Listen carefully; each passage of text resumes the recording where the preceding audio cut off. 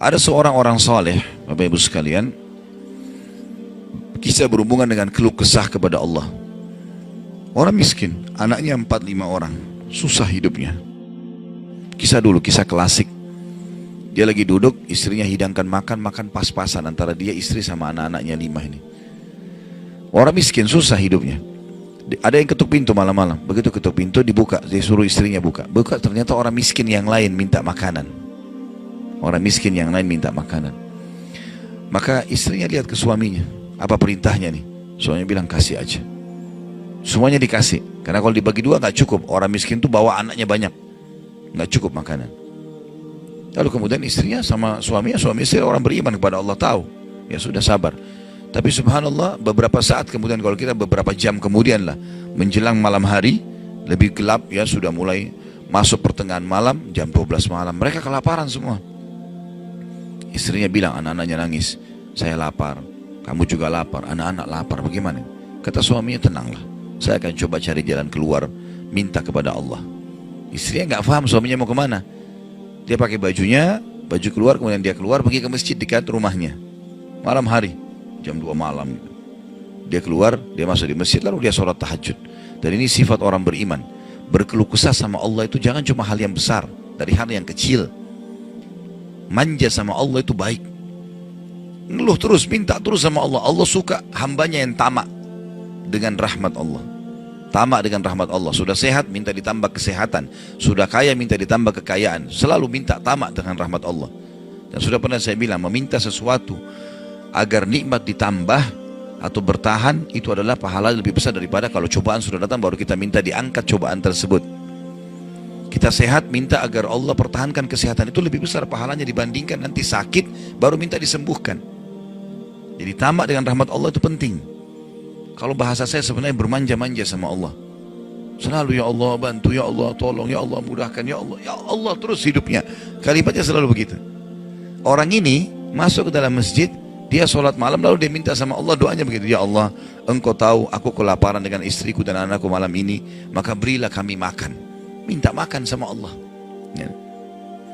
Maka yang terjadi dalam kisah ini dikatakan ada seorang raja, pemimpin wilayah itu, sudah 1 minggu mau taubat. Sudah seminggu mau taubat. Dia tidak tahu harus kemana. Pada malam itu, di mana orang soleh yang miskin ini sedang ibadah, minta tolong kepada Allah dikasih makan. Raja ini gelisah, dia keluar lalu dia bawa 1 kantong uang emasnya. Dia bawa juga sekantong makanan yang terbaik yang dia punya di istananya. Kemudian dia bilang, ya Allah sebagai bentuk taubatku kepadamu, saya akan berikan ini kepada hambamu yang engkau tunjuk ya. Lalu kemudian sebagai bentuk juga, saya tidak memilih kecuali engkau yang memilih Allah, saya tidak akan pegang tali kekangan kuda ini, saya biarkan dia jalan kemana. Akhirnya orang raja ini naik di atas kudanya, dia bawa itu kemudian jalan kudanya mampir di masjid yang ada orang soleh itu. Dia bilang, saya tidak tahu kenapa kuda ini mampir di masjid, lalu saya turun, saya temukan dalam masjid, waktu zaman dulu gak ada lampu, gak ada penerangan, cuma dia dengar suara, gelap di masjid. Dia masuk, temukan ada orang ini lagi berkeluh kesah sama Allah, minta ya Allah saya sama istri saya kelaparan sama anak-anak, berilah kami makan gitu kan. Maka dia bilang, raja ini pun setelah orang itu berdoa sholat lalu dipanggil, dia bilang, saya seorang raja di sini, saya raja di sini, saya sadar bertobat kepada Allah dan saya dengar doamu, tadi kau minta makanan, maka ini saya kasih, ini harta saya yang saya niat sedekahkan dengan makanan, ambillah. Dan kalau kau punya masalah lagi, datang ke istana saya kapan saja. Kira-kira saya mau tanya Bapak Ibu sekalian, kita jujur menjawab. Kalau seandainya kita di posisi orang ini, kita sudah dapat solusi. Kalau kita sekarang mungkin ada orang kasih kartu nama, nih ya, butuh apa saja telepon saya. Misal presiden, tidak usah presiden, terlalu tinggi lah. Misal seseorang kita temui orang kaya, ada masalah apa saya telepon ke saya akan bantu. Saya yakin umumnya orang meninggalkan Allah pada saat itu. Sudah selesai, dia pikir orang ini sudah bantu, sudah selesai. Tiap hari telepon orang itu, telepon dikasih bantuan. Perhatikan orang soleh ini apa yang dia bilang. Waktu raja itu bilang, kalau ada keperluan apapun datang ke istana saya. Dia bilang, saya demi Allah tidak akan datang kepada anda kalau saya punya masalah. Tapi saya akan datang kepada Allah, Tuhan saya dan Tuhan anda, yang telah mengutus anda datang kepada saya malam ini membawa makanan. Justru kalau ada sudah solusi dari Allah, makin dekat sama Allah. Jangan sudah dikasih lupa ini. Ini poin penting bagaimana kita jaga berkeluh kesah kepada Allah. Jadi jangan berpikir Bapak Ibu sekalian, masa sih saya bisa sembuh hanya karena saya sujud? Masa sih saya bisa mendapatkan keturunan hanya karena saya sujud? Ini kesalahan ini. Justru harus kita fahami kalau itu bisa. Dan Allah punya cara. Setiap jawaban Allah kalau datang itu sesuai dengan sistem atau sunnatullah yang telah Allah ciptakan di alam kita ini. Misal saya berkeluh kesah, ya Allah sendal saya putus, gantikanlah. Sahabat begitu ya, para sahabat Nabi itu kalau sendalnya putus, ya Allah sendal saya putus, gantikanlah. Allah nggak lemparin sendal dari langit, nggak mungkin. Tapi apa yang terjadi?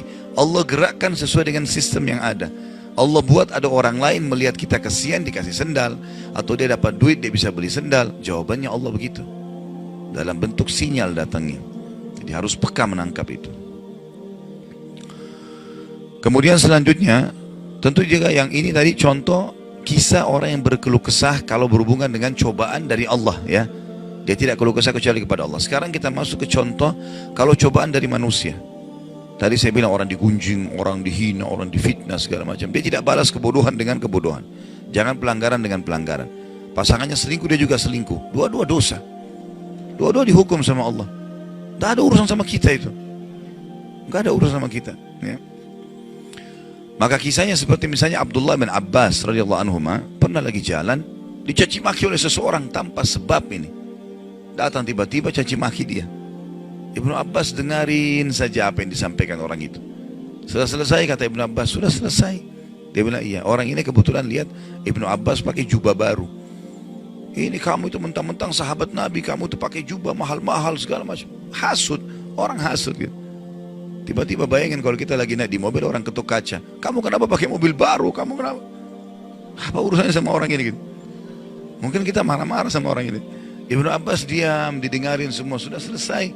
Karena tidak mungkin tergerak orang ini mengucapkan sesuatu kecuali memang ada sebabnya. Dia biarin, sudah selesai kamu sudah. Baik, dibuka jubahnya, ini ambil hadiah buat kamu.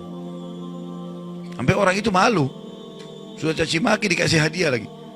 Dan yang dia sorotin ini adalah jubahnya Ibnu Abbas. Sampai dia menjadi muridnya Ibnu Abbas. Nah, bisa nggak kira-kira kalau orang ketuk kaca mobil, kenapa pakai mobil baru? Ambil deh mobilnya.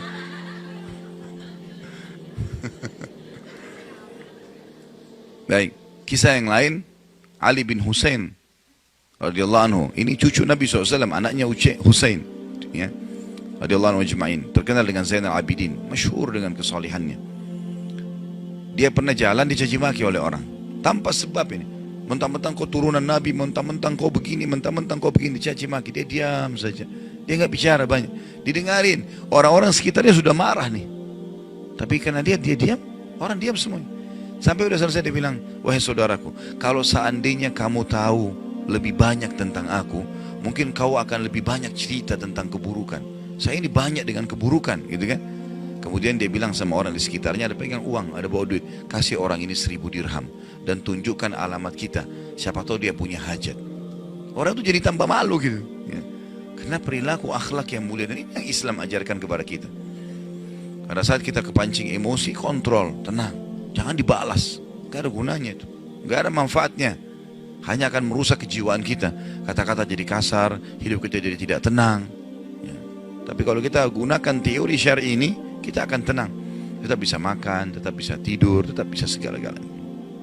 Baik, kita berdoa kepada Allah SWT, semoga majelis kita diberkahi olehnya dan dijadikan sebagai tambahan amal kita pada hari kiamat. Dan semoga saja seluruh amal yang pernah kita kerjakan, yang akan kita kerjakan sampai ajal menjelang datang, diterima dengan kemahamurahannya. Dan semoga semua dosa yang pernah kita kerjakan sekecil sampai sebesar apapun diganti dengan kemahamurahan Sang Pencipta menjadi pahala. Dan kita mendoakan Indonesia untuk selalu makmur, damai, tentram, dan seluruh muslimin bersatu di bawah bendera tauhid la ilaha illallah Muhammad Rasulullah, kembali dalam segala ibadah mereka kepada Al-Quran dan Sunnah. Dan semoga Allah juga memberikan pemimpin-pemimpin yang muslim, yang adil, kembali kepada Al-Quran dan Sunnah. Dan juga semoga Indonesia menjadi contoh bagi negara-negara yang lain. Dan kita selalu mendoakan saudara kita di Palestina, di Syria, di Yaman, di Irak, di Myanmar, di Ahsa, dimanapun mereka berada yang sudah tertindas. Semoga Allah ikhlaskan niat mereka, terima para syuhada mereka, mulakan Islam di tangan mereka dan tangan kita semua. Dan semoga Allah partisipasikan kita bersama mereka di pahala, baik dengan doa, dengan harta, dan juga dengan jiwa kita. Dan semoga Allah dengan kemahamurahannya menyatukan kita semua di surga firdausnya tanpa hisab, sebagaimana yang satukan kita di majelis ilmu yang mulia ini. Allahu a'lam. Ini mungkin yang kita sampaikan, mudah-mudahan bermanfaat. Subhanakallahumma bihamdika asyhadu an la ilaha illa anta astaghfiruka wa atubu ilaik. Wassalamualaikum warahmatullahi wabarakatuh.